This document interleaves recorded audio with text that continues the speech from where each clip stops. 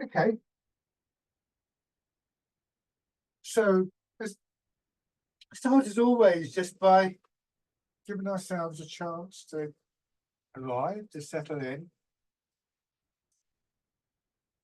Arguably, perhaps the most important part of the class, because without that, it's very hard to bring a sense of attention and intention to what we do. And as always, the sort of method is to start to just consider our posture. So if you can be forwards in your chair for a while, that's good, but don't worry if it doesn't feel comfortable, to feel free to sit further back. Try and have your feet back down on the floor.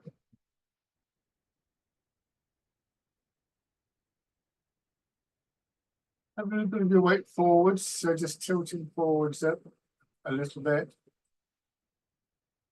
So feeling the support from your feet and your hips.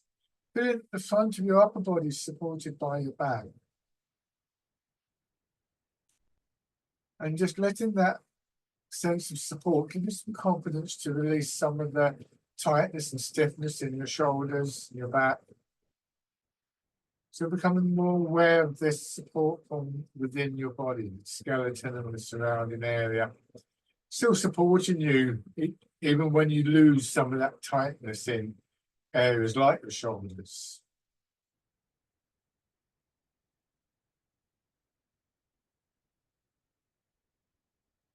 Rubbing your hands together. And very lightly tapping over your face.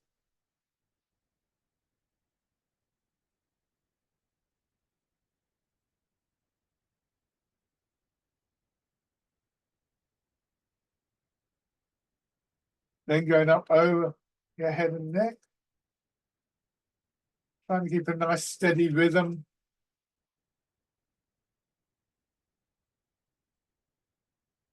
Then bring one hand over to your shoulder. If it helps you to support your elbow, tapping your shoulder, and then the inside of your arm up the outside, feeling that slight vibration in the muscles of your arms and in your fingers. The other side. This is another good exercise for having you to bring your attention into your body as well as having you to warm up the part of your chest.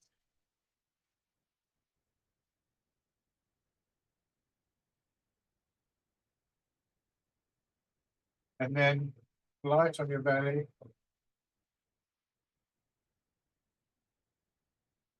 Under your legs.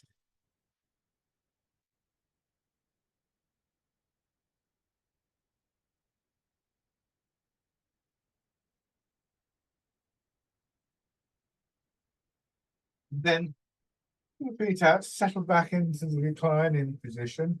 Starting to get a little bit more specific about details of posture that we want to be very consistent as we go through the different exercises.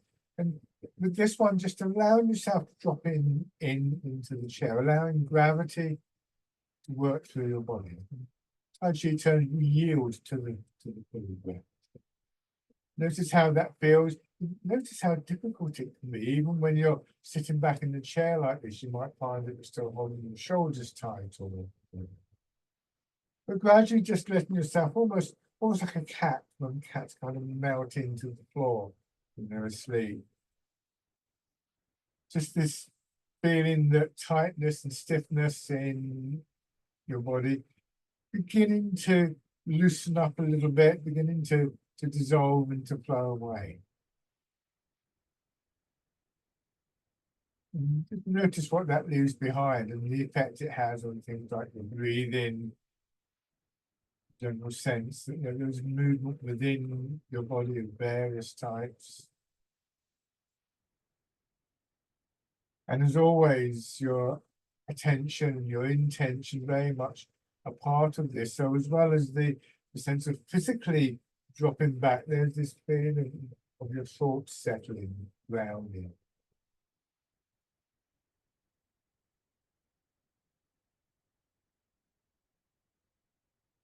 And coming back to the upright position, trying to find those qualities once again in the upright position.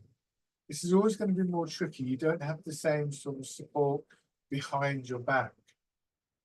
So again, thinking about posture, feet flat on the floor, and trying to just tilt forward slightly. So about 30% of your weight is now in the feet.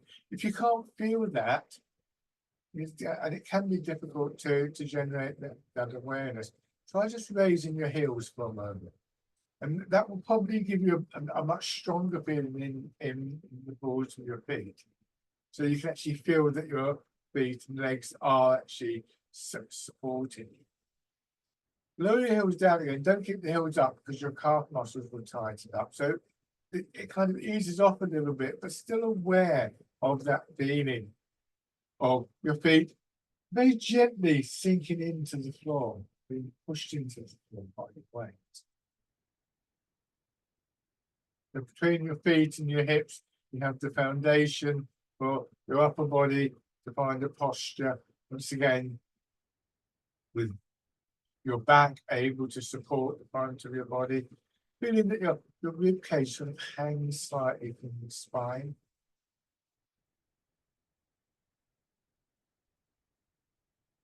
But aware still of this stronger feeling deeper within the body, the area of your skeleton. I sometimes feel this is like a kind of denser bit part of the body.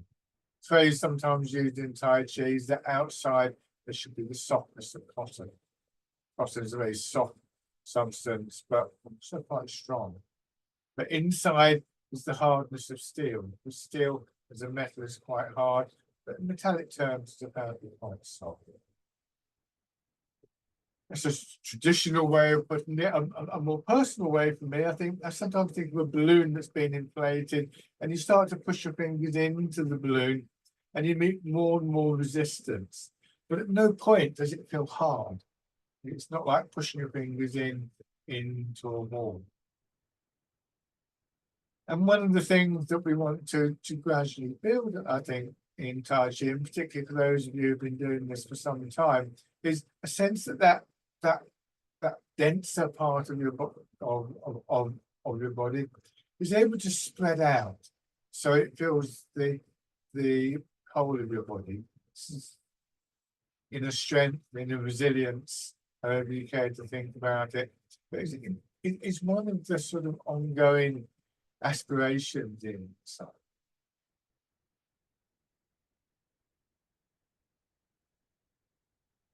So as you begin to move, it's very gently. As far as your head is concerned, really don't move too far. We don't want to put pressure on the side of the neck. We do just want to activate the muscles and the energy in that area of the body. Neck and upper back can get very tight sometimes.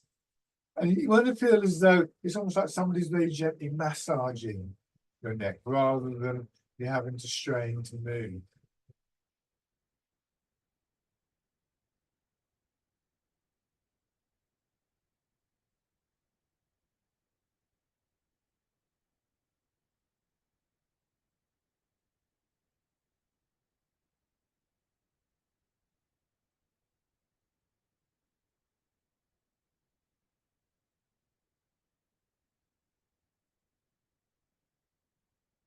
Hands in front of the shoulders and circling your elbows around.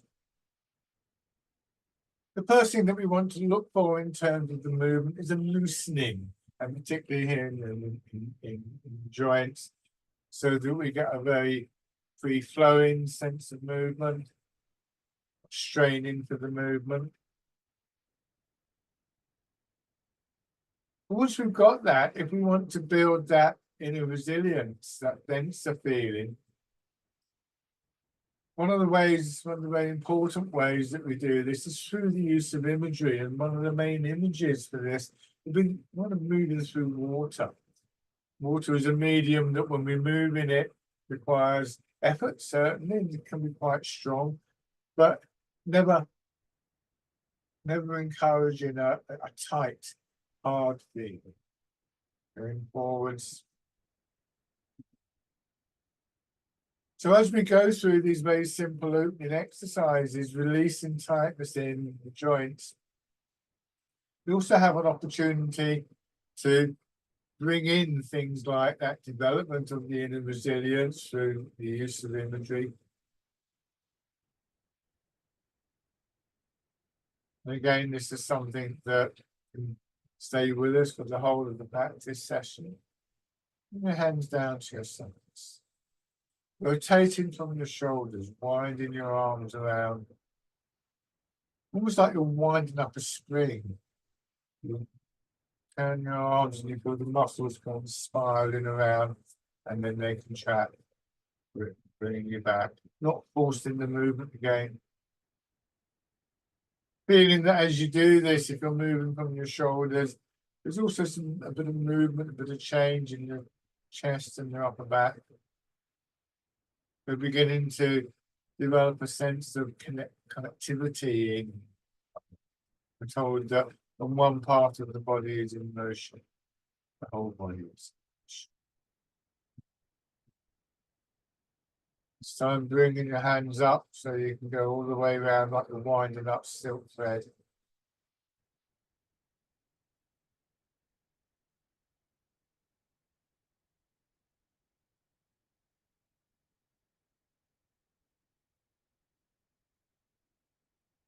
And back the other way.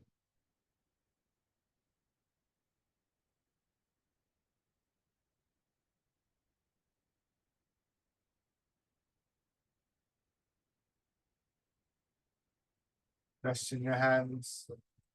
Now as you sit, feel your weight bearing down to the bones at the base of your pelvis. Imagine them as being like the blades of a rocking chair. So now tilt forward some more of your weight going into your feet. And then pressing down gently through your feet to push yourself back up. And forward.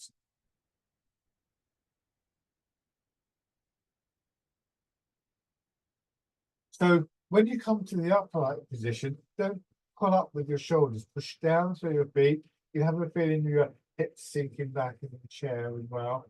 So the movement upwards is very fluid.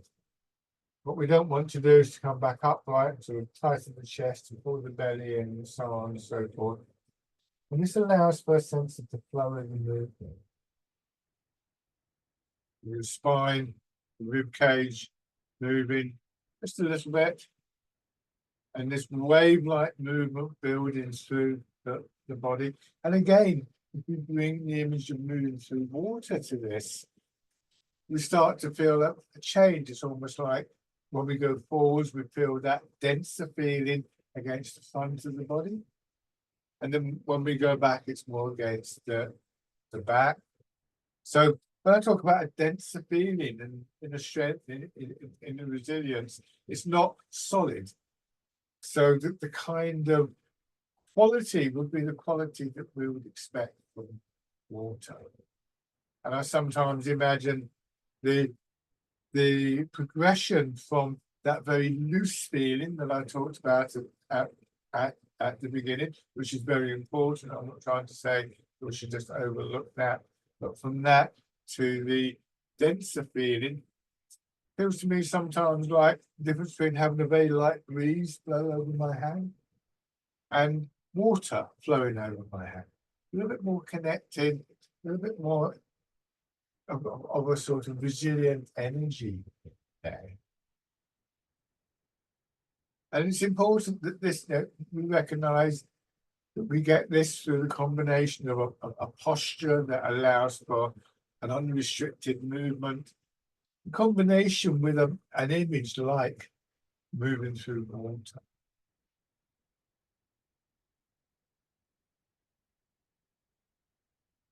Now turning the center of your body, going more towards one leg.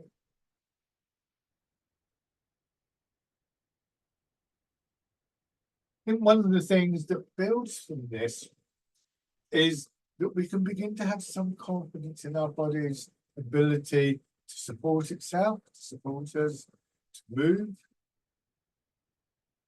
without needing that tension, that tightness that we so often find ourselves carrying. It doesn't mean that the tightness isn't going to come back or it's going to go away permanently or anything like that. But it means that we have an alternative when we can switch our perspective. We can suddenly realize, oh, I can move without stiffening up. And then turning in the other direction. So a sense that the movement can be unrestricted, but the flow of energy is quite a strong flow of energy. One of the aspirations, one of the outcomes we're looking for is a harmonization and the strengthening of our body's internal energy.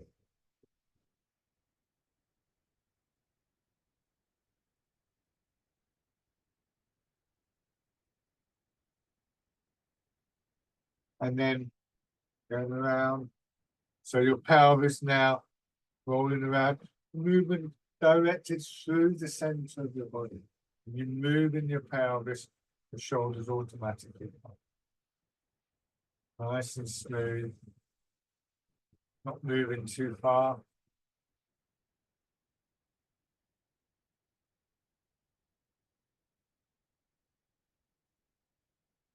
Moving from the center of your body, feeling that the center of your body is connected to the back. Feeling your weight move from hips to feet, one foot to another. Change direction.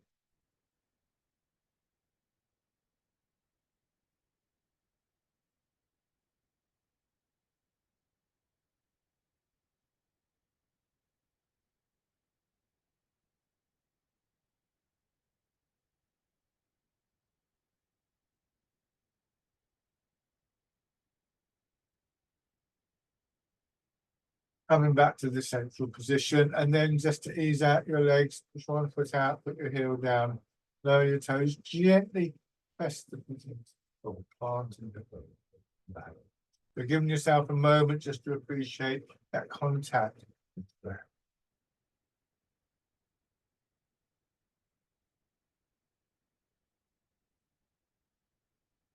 This time forwards, and then move your weight forwards. Come back, and the foot back. Step and plant the foot. Move the weight into the leg and back.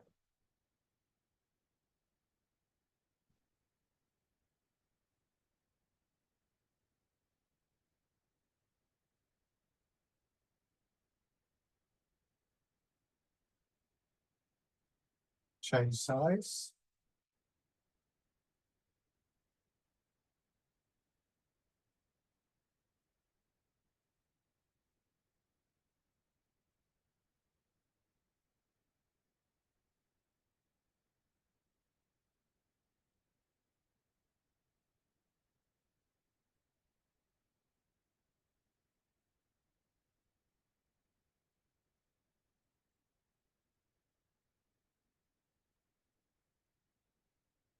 One more time. Come back. Now let your hands drop down to this. So everything that we've done is maintained as we go into the more complex exercises. It's going to be more attention paid to your upper body and your arms. So images like moving through water, feeling the weight distribution in your body and so on and so forth need to be there in the background, but not necessarily the central focus of your attention. Turn your hands palm forwards. Go forwards and again rotating your arms. This is bird fold your wing. Just be aware that actually here, if you can see, my arms remain hanging down from my shoulder. I'm not doing this. I'm not moving my arm independently at this point. And one of the reasons for starting with this exercise is to help us recognize just how significant things like the transfer of our weight are in producing movement in our arms.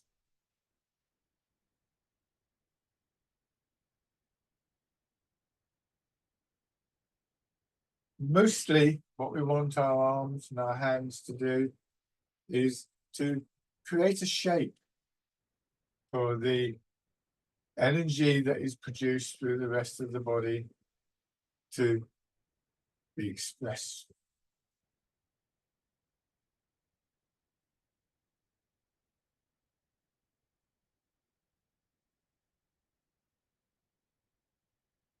Weight moves, pelvis tilts forwards, carries your shoulders forwards, that will move your arms. Feeling again that denser feeling, denser quality of energy, those parts of your body that would be pushing into the water if you were doing this.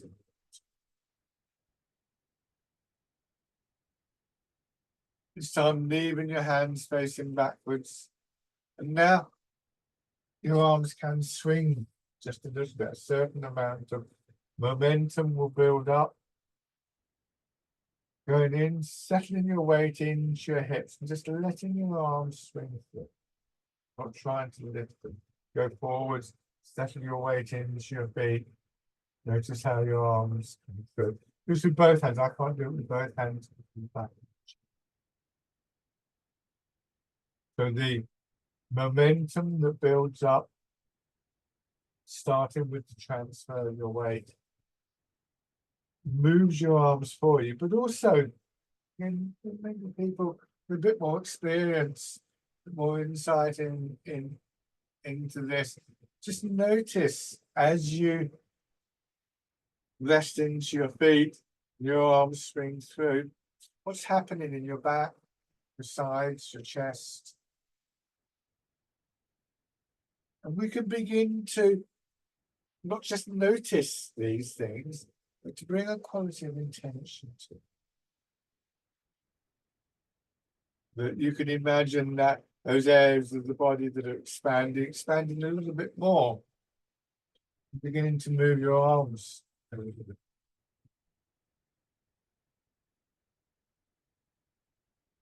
So we copy the movements. This is obviously what we have to do when we start off or when we're presenting with a new movement.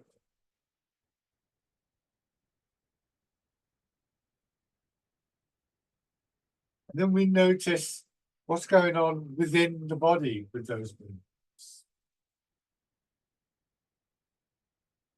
We learn how we can bring a sense of intention to enhance those inner movements that build the outer movements. So there's a switch. To start off with, we recognize the movement from the outside in, as it were. But with time and experience, we start to produce the movements the other way around, from the inside to the outside. Next time you go forward, leaving your arms out there and push back. Just let your arms be pulled over. Imagine a ball underneath your arms. So begin. There's no attempt here to lift my arms independently. I'm not doing this. Notice the angle between my arm and my side. And that brings the hand over, and then my elbow just drops down. When we do this, we make less movements in the outer regions of the body, particularly our arms and our hands.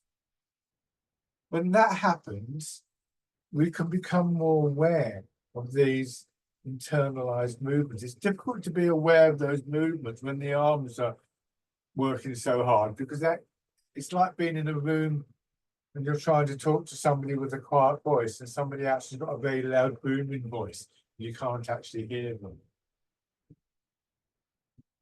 So once again, we become aware of internal movements. So with this one, for instance, as I push my feet into the floor, it feels like a wave coming up to my belly, to my chest, and coming up underneath my arms. So gradually building that wave-like movement from the ground means that my arms move more, but I'm not having to strain.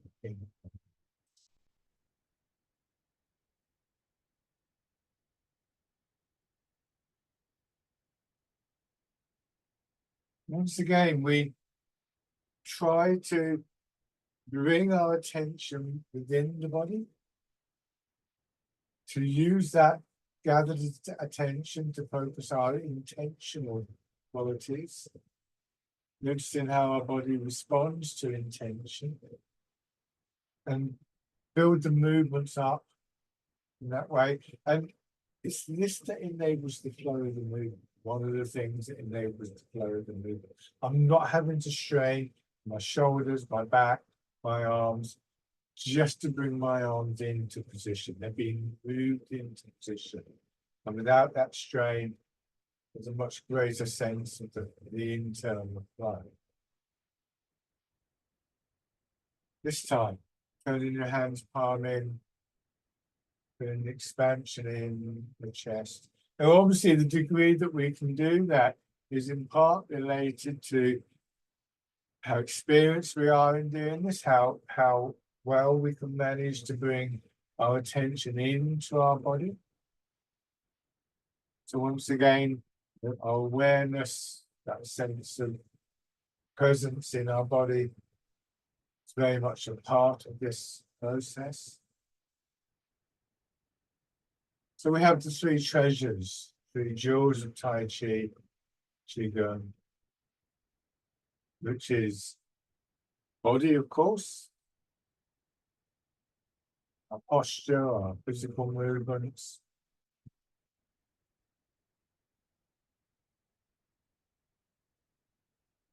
our minds, awareness, attention, gathered awareness and intention. And the movement itself, the flow, the energy, and increasingly this sort of inner resilience.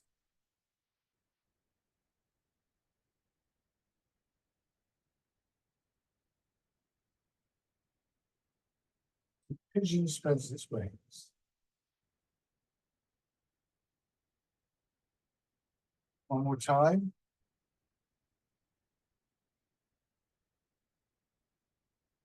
And then push and wave.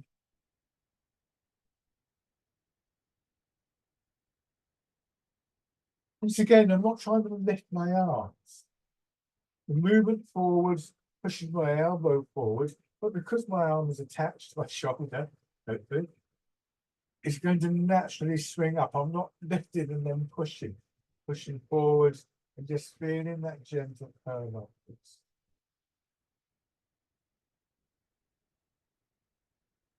Quite a strong fins, a stronger sense of focus perhaps with this, in the sense that you have a definite task here, you're pushing against something.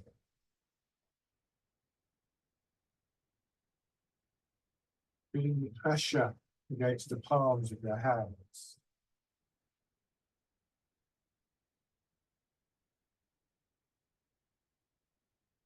Do one more of these.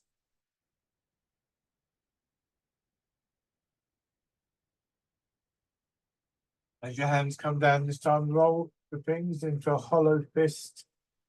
Hands are palm up, and then you go forwards, press forwards again. What a focused movement. Remember earlier, we talked about that sort of coiling and uncoiling in our arms.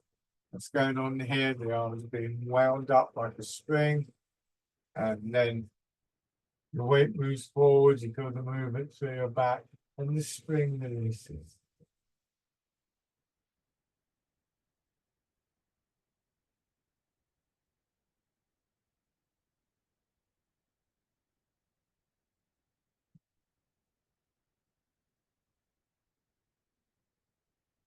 One more time.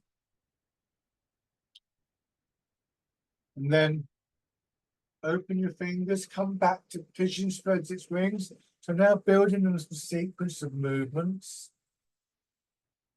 Coming forwards from here, changing to push and wave.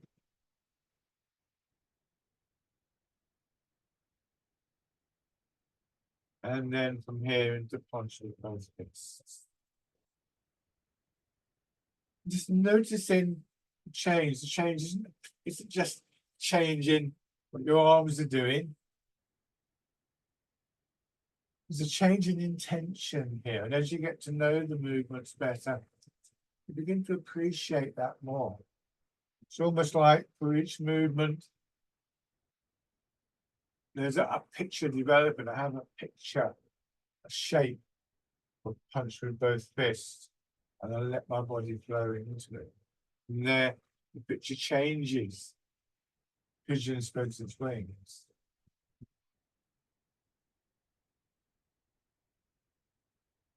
Once again, it changes, pushing away. And obviously, this is something that builds for us when we're familiar with the movements.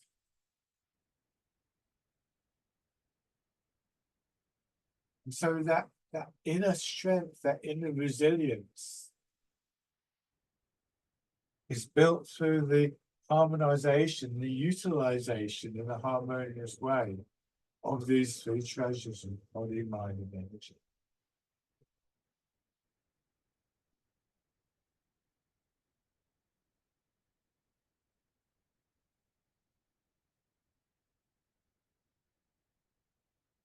Now open your fingers, winding out. And those three elements are self-supporting and mutually supporting. Imagine a whole pile of sticks stacked up into a pyramid. Each stick is supported by and supports the other sticks. And if you had three of them, think of a tripod, you might put a camera or a telescope on it. Each leg plays a role. And what we're really looking for here is reaching the point where there isn't a distinction between these three elements. They overlap and become one. Probably the most likely one to get lost at any point is that aspect of mind. Our minds drift away. So there's always an intention to bring your attention back.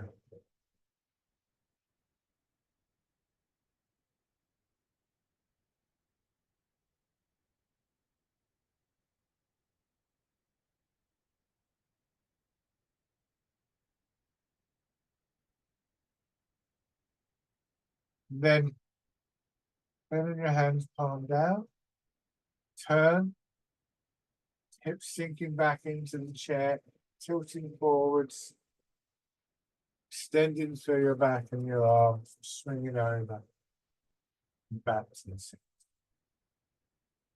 And that movement in your hips and your pelvis that overextend.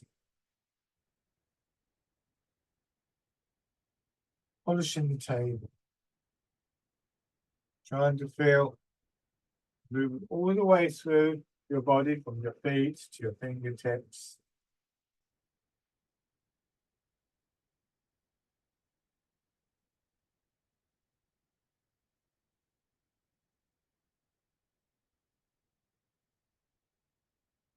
Imagining the circle in front of you as your arms go through that circle. One more time.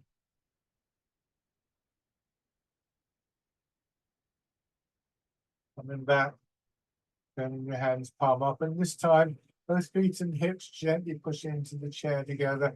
Once again, lengthening through your back and your spine, and then shut it.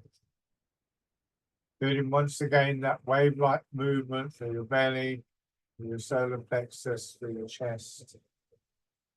As your feet and the hips press down. This exercise is called rooting down, precisely because it starts not with a movement in the arms, the shoulders, but with a downward movement through your feet. This is a definitive aspect of Tai Chi. The rooting down, the associated movement from the ground are essential cornerstones of everything that we do in this art. Without that connection to the ground, there can be no Tai Chi, any more than there can be a healthy, vibrant tree without its root.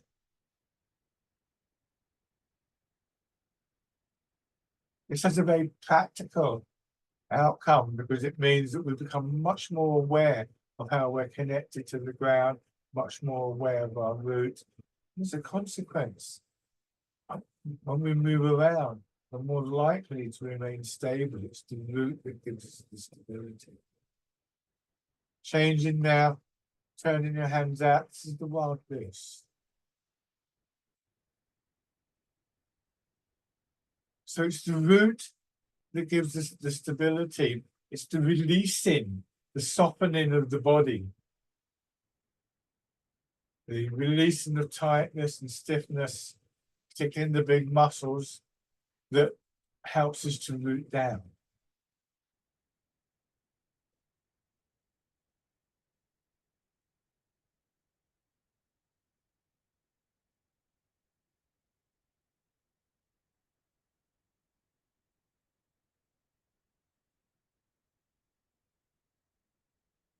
If the image of the bird in flight offers some kind of quality of fluidity and grace, sometimes quite strong quality, we look to bring those into the movements. One more time. Now easing forwards. This is parting the clouds. Here, the image is very expansive. Right? Those days when it's grey sky, suddenly the sun comes out, and everything seems to open up a little bit.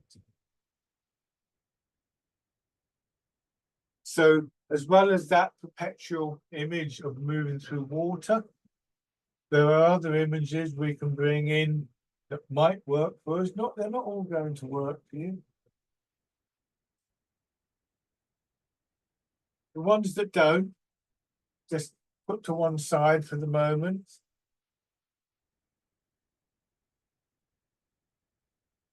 When we use imagery, when we use visualization in Tai Chi, it's a little bit different to the way that it's used in some arts and things like hypnotherapy and guided journeys. It's not a criticism of those, by the way. But we don't look to travel outwards in our minds with the image, but rather the other way around, to bring those qualities that the imagery suggests into our movements.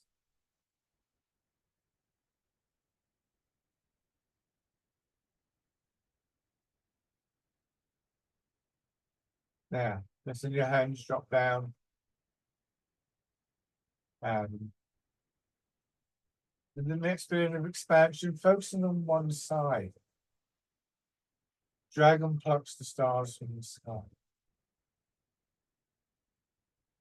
All the way down, let your fingers uncurl, bringing your attention across to the opposite side, and then expanding on that side. So the pattern of yielding to the pull of gravity and feeling that push up that really comes as a result of that. A bit like you might get a ball, and when you push the ball down into water, you feel water pushed up, or if you're in a swimming pool, you're floating, your weight is sinking down, but the water's pushing you up. This is a constant all the way through the body. Well, it should be, because gravity should always be there. What we're doing is we're intentionally focusing on one aspect of that, and in this instance, in one part of the body, one side of it. So we can begin to direct the movement, the energy, those parts of the body we feel most need of it. And we can maybe focus on areas that feel a bit tight or stiff with the intention to allow us a greater sense of movement, to unblock them, to unwind them, unlock them.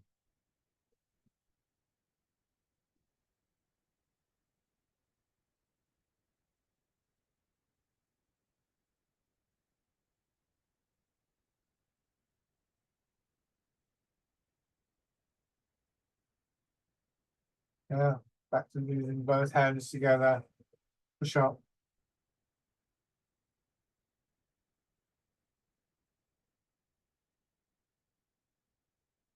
have an intention to build that inner resilience.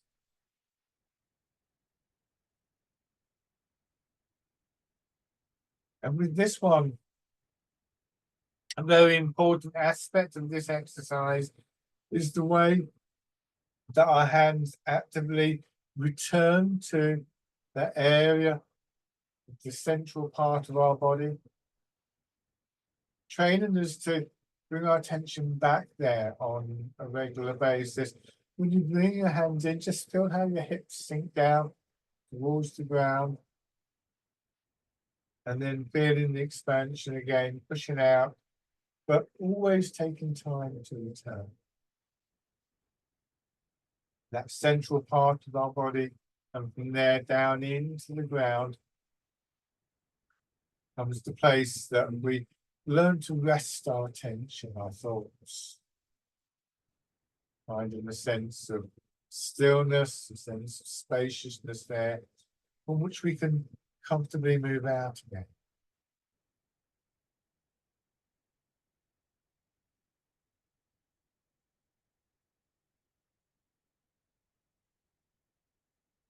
Do one more round of this two-way push.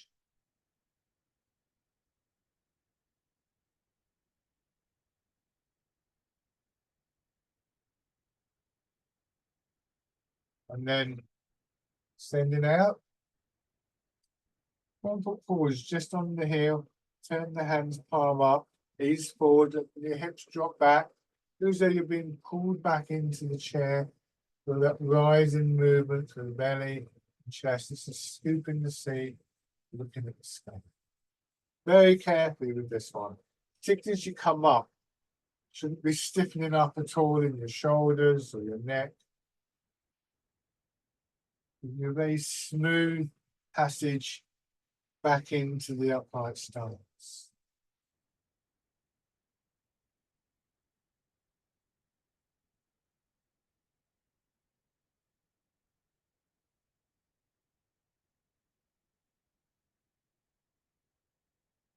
Once again, this time, fist in your hand, and this time, grasping the tiger's ears. Winding your arms around, angling forwards a little bit. Good. And the chest expands, and as it contracts, helping to bring your arms around. Don't stiffen your shoulders. My elbows here. So it's not this, it's this.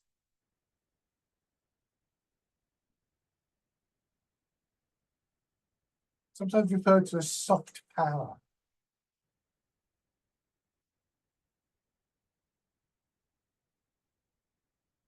And then sides. So when we talk about the development of inner strength, inner resilience, of soft power, it's almost the opposite to how we normally think about things like that. It's not by straining, but by softening, by releasing, that we begin to generate this. One of the reasons I prefer to think in terms sometimes of inner resilience, because if we think in terms of strength, we automatically assume that we have to somehow stiffen up. So, to say, in many ways, it's the opposite of how we would normally approach the idea of getting stronger. This is a key difference, I think, between Tai Chi and Qigong on the one hand, and other forms of fitness and exercise on the other. I'm not saying they're a bad thing, but we need to get the fullness of this art. We need to recognize the differences. A change again to grasping the tiger's ears.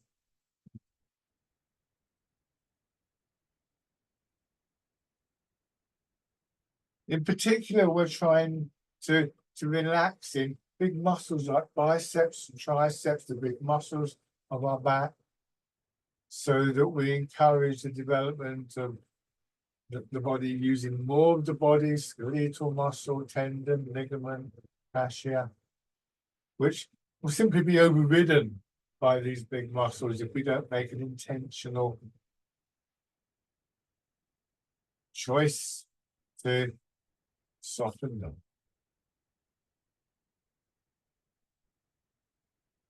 One more time.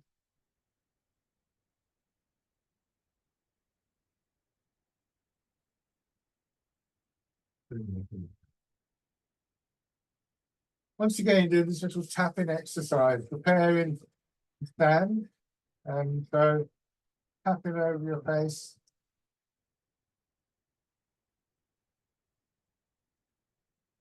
Over your head and neck. Shoulder, your arm. And on the other side. And the upper part of the face. Belly once again. And importantly, your legs.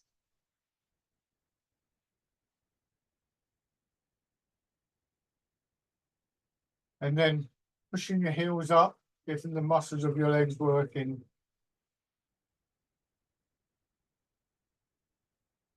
And then circle.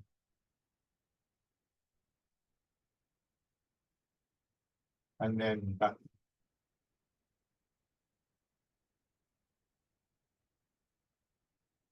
Good, now standing.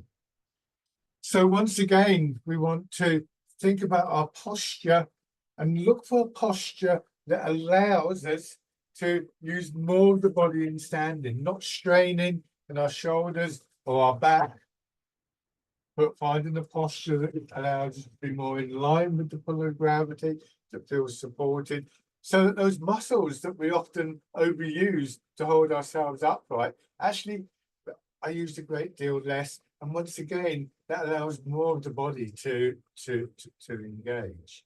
Feet below your hips, toes pointing forwards, weight a little bit forwards in your feet, and rooting down by allowing your hips just to drop back a little bit, softening, releasing your hips, buttocks, thighs, and knees.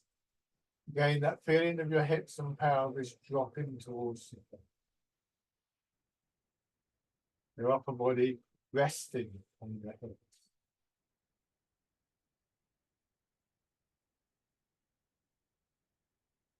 Now let your hips drop back a little bit more, so the sense of the root deepens, and then legs expanding, feet pushing down into the ground, pushing you up, and then dropping down. And notice whether, as you come up, you're tending to sort of stiffen up in the shoulders.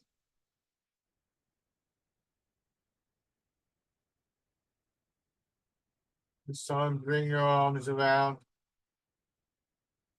Standing version of rooting down.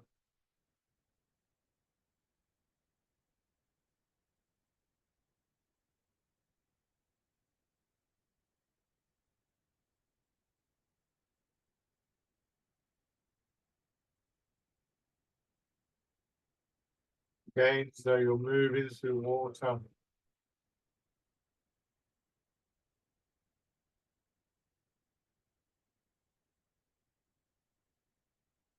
Your arms following the pace, the rhythm, step by your hips.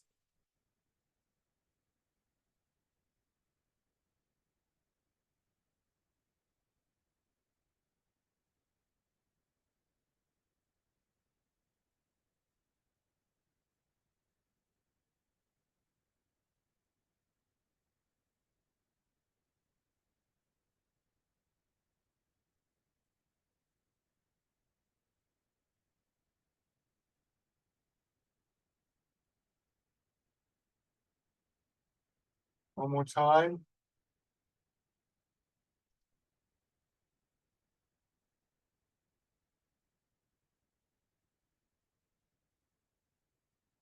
There. 1 foot forwards. Roughly square stance. And very much a movement from the ground. Keeping your shoulders in line with your hips. Noticing whether you want to sort of push with the hips. Trying to maintain that upright posture. And your weight transfers from foot to foot. People who've been doing this for some time, you should be thinking in terms of the percentage ratios of your weight. When your weight's in the back leg, 70% of your weight is in that leg. And your weight's in the front leg is 60%.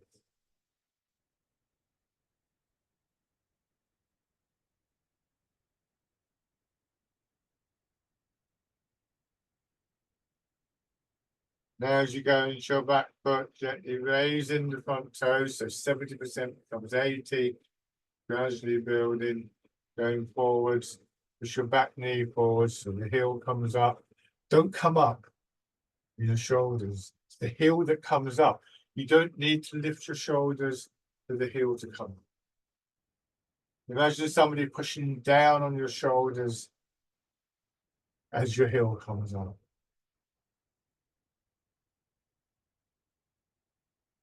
Stepping. So the alignment of the body and the rooting down will enable us to develop a stability. This is a very different thing to the idea of balancing. Notice if your arms are twitching, are you trying to support yourself by holding your arms out into thin air? It makes no sense. Dropping down, softening, releasing.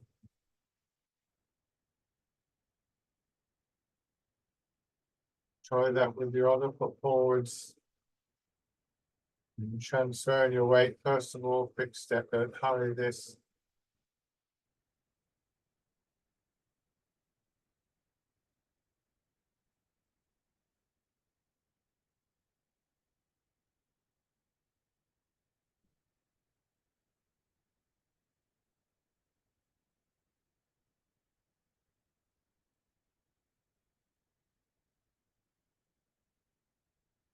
And then raising your toes and your heel.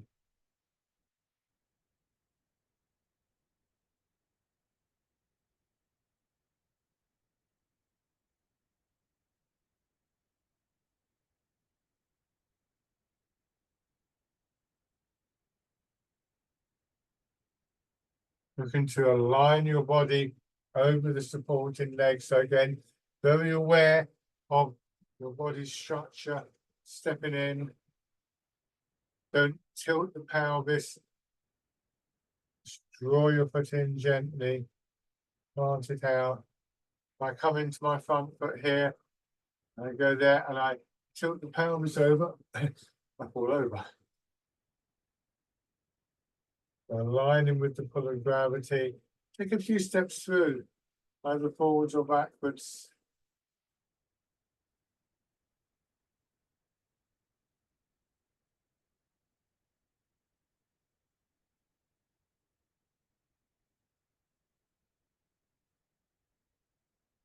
And then going back the other way. As with the development of that inner strength, we develop our stability by not straining, by not stiffening up.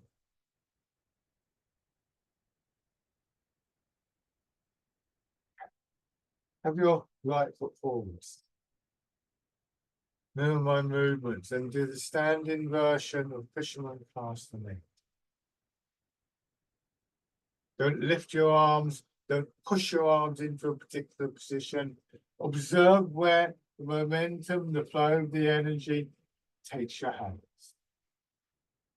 And if you want to enhance that, don't think about doing it through your arms. Where are the patterns of expansion and contraction between your legs and your shoulders that will be most useful to enhance through your intention?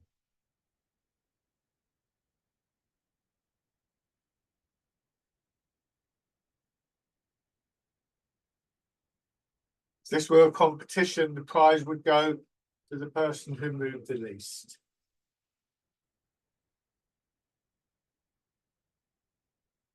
This time, as you go towards the back leg, turn your body so that you're doing essentially the same movement, but drawing your arms across. And notice as they swing up on one side, there's an expansion on that side of the body. And then on the other side of the body. So to move the arms more, we build on that expansion. We have the intention to expand more and that pushes the arms out more. And then as we come back, gravity draws them down. So in the back leg, you expand in the left side of your body, you go forwards, turning to bring your hands down across the front hip. Imagining that shape in front of you, like a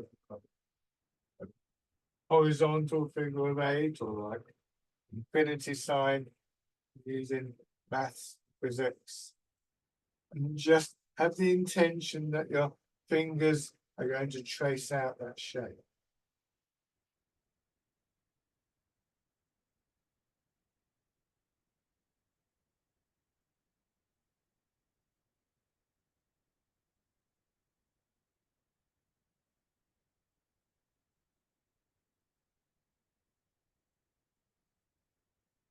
Okay, shake out. So now do those same movements with your left foot forwards, starting with fisherman cast and neck forwards and backwards.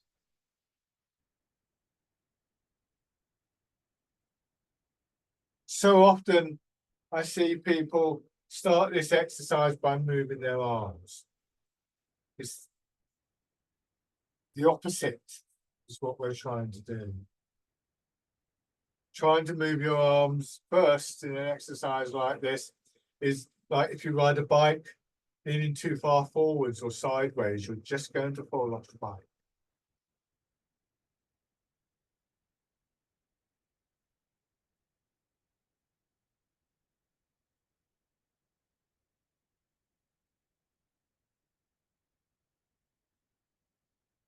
Turning.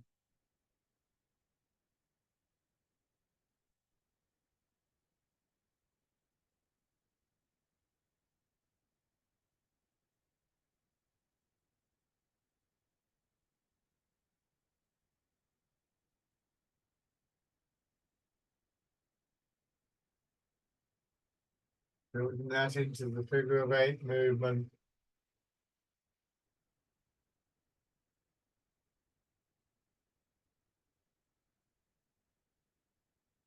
Hands comes through the center of your body. And then contracting inwards, yin, expanding outwards, contracting inwards, yin again.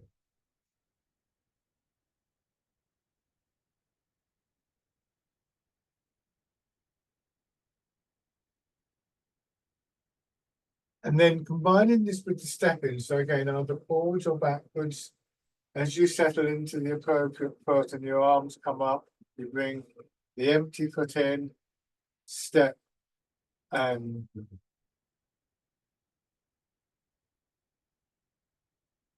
again, making sure pelvis is level. And then maybe feel comfortable with this, bringing your knee up, plant the foot out, move the weight. Don't just drop down into the foot. Make sure the foot is settled first. Very soft in your arms, your shoulders. The arms being moved by the rest of your body. I'm going to change direction here.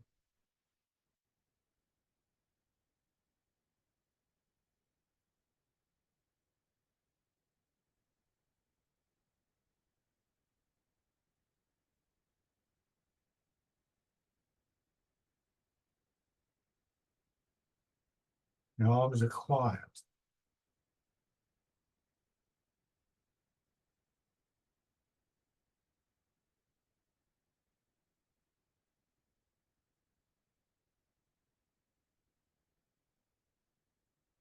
And then bring your feet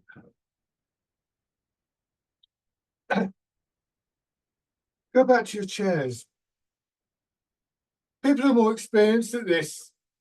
If you want to check that last exercise that you're doing it right, and always remember there's probably a tendency to overuse use your arms. What you want to be trying to do is to get to here and stop. Watch what happens when I move my arms out more.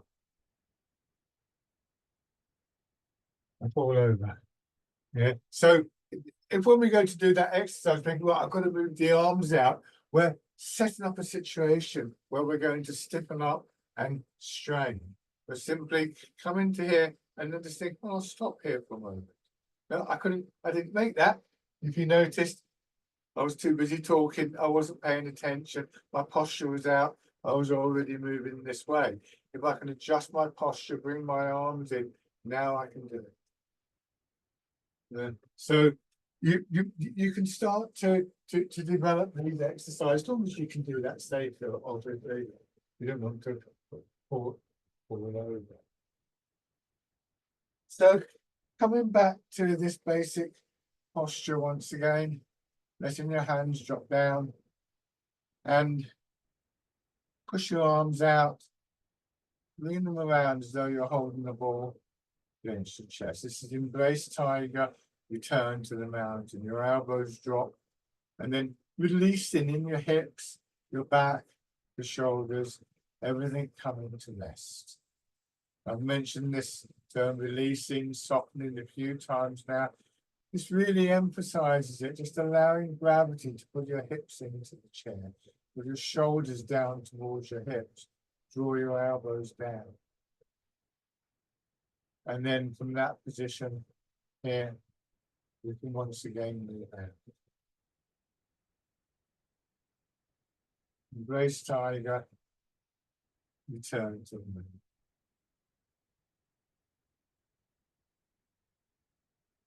Everything coming, a quiet, settled position, body, mind.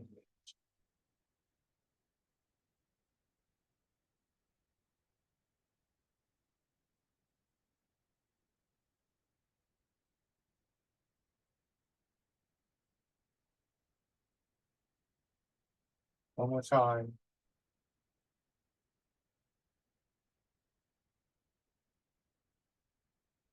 And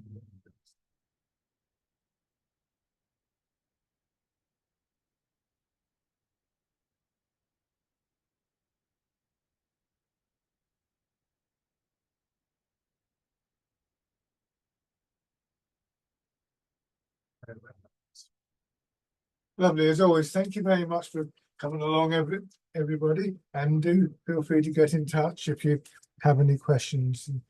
I'll do my best to answer at some point.